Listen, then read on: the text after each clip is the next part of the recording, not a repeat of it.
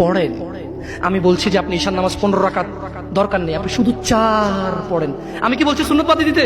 আমি বলছি যে তুমি পড়ছো না, শোনো, ভয় পেও না, ঈশান নামাজ 15 রাকাত তোমার উপরে ফরজ নয়। আমি তোমাকে না করছি না 15 রাকাত পড়তে, আমি বলছি যে তুমি নামাজই পড়ো না, 4 পড়ো।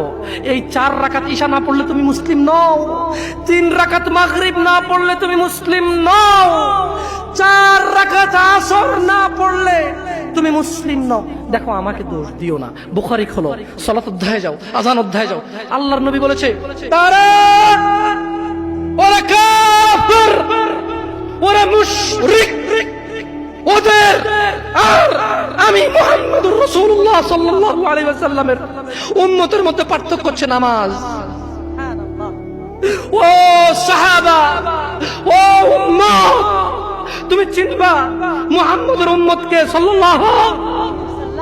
ও আমার উম্মত, তুমি কি আমার উম্মতকে চিনতে চাও? শোনো, তারা যারা আমার উম্মত না, আর এরা যারা আমার উম্মত। ওটা আমার উম্মত যারা নামাজ পড়ে না, আমার উম্মত। তুমি আল্লাহর নবীর উম্মত ছাড়া কিভাবে মুসলমান হবা? তোমাকে আমি বলি, নামাজটা ছাড়ি প্লিজ। তুমি যে যে অপরাধে লিপ্ত আছো ছেড়ে দাও, চেষ্টা করো, কিন্তু নামাজটাকে তুমি এখন থেকে করবা। তোমার ফজর মিস হওয়া চাই না। তুমি যদি সারা জীবন নামাজ না পড়ো, আমার যায় আসে না। তুমি যদি সারা জীবন নামাজ পড়ো, আমার কিছু লাভ আছে।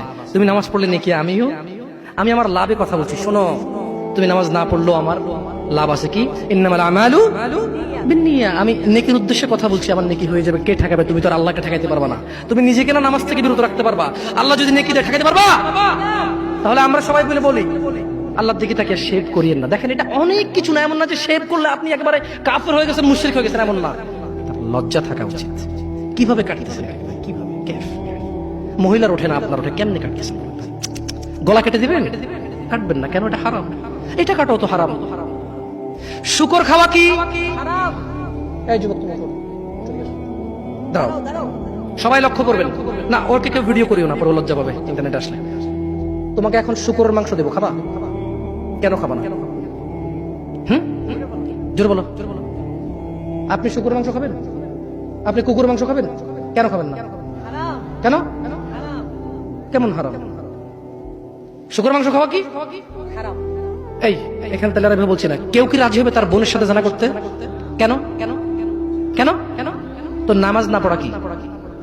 শুকরের মাংস খাচ্ছ না হারাম দেখে নামাজ ছেড়ে দিচ্ছ, তো সেটা তো হারাম। তার মানে তোমার যদি স্বাদ লাগতো, আর তোমার বাপ মা যদি শুকরের মাংস খাইতে, তুমিও খাইতা, হারাম আর বাস্তা।